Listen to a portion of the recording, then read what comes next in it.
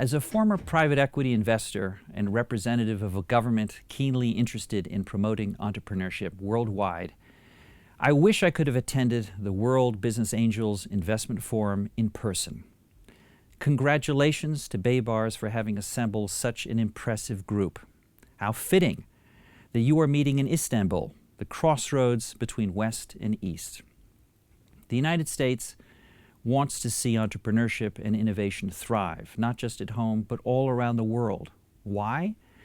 Because the world desperately needs new ideas and people to take the risks to turn them into reality in order to solve pressing economic, social, and political challenges. Of course, we're proud of Silicon Valley and of our many other technology hubs, our world-class universities, our liquid capital markets, and our spirit of free enterprise, among other things. But we'd like to see other areas of the world enjoy these blessings too. Areas of the world that are open to new ideas typically grow faster, are more stable, and make better partners. A rising tide lifts all boats. Job creation remains one of the key challenges we all share.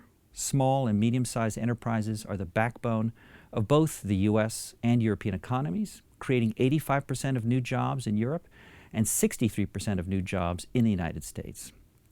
The digital sector can grow 7 times faster than EU GDP in the coming years. The internet economy in the developed markets of the G20 is forecast to grow at an annual rate of 8% over the next 5 years. According to the European Commission, the app economy alone will create 3 million new jobs between now and 2018, with revenues tripling to 63 billion euros.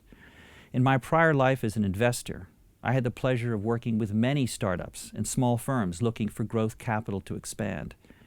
These firms, not government bureaucrats, are the ones who really drive change, progress, increase productivity and job creation.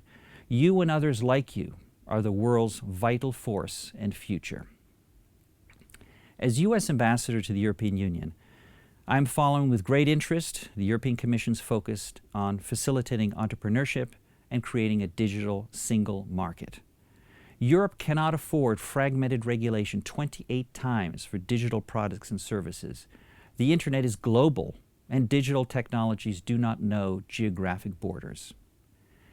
The President of the European Commission has stated that the internet and digital communications can transform our economies as profoundly as the steam engine did in the 18th century or electricity did in the 19th century. He has made it a priority to ensure that promising new developments such as the cloud, the Internet of Things, and big data can thrive in Europe, and to help citizens, entrepreneurs, and businesses take full advantage of their potential. We think this emphasis is absolutely right.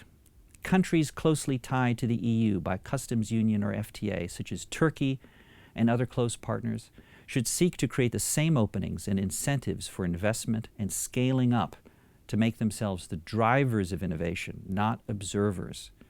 But these opportunities can only be realized if private capital is harnessed.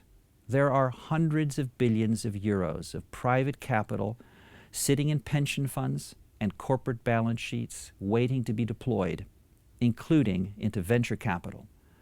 Government investment can help in specific instances, such as to catalyze private investments. But this can only be a small part of the solution and should not distract from the effort to improve the climate for entrepreneurs and investors. Governments can help best by setting a regulatory framework in which innovation can thrive.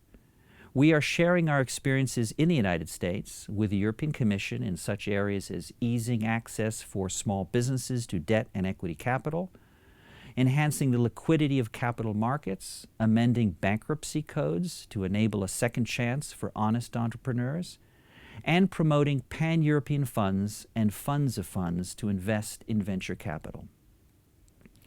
Europe does not have a startup problem. It has a scale-up problem. That is, getting its startups to move rapidly to sufficient scale. We also have experience in this regard, and we are sharing it with the European Commission. You and others like you have the opportunity and the responsibility to push for the change and to convince the bureaucrats to unleash the market forces that will drive the growth, innovation, and competitiveness upon which our future depends. So don't give up.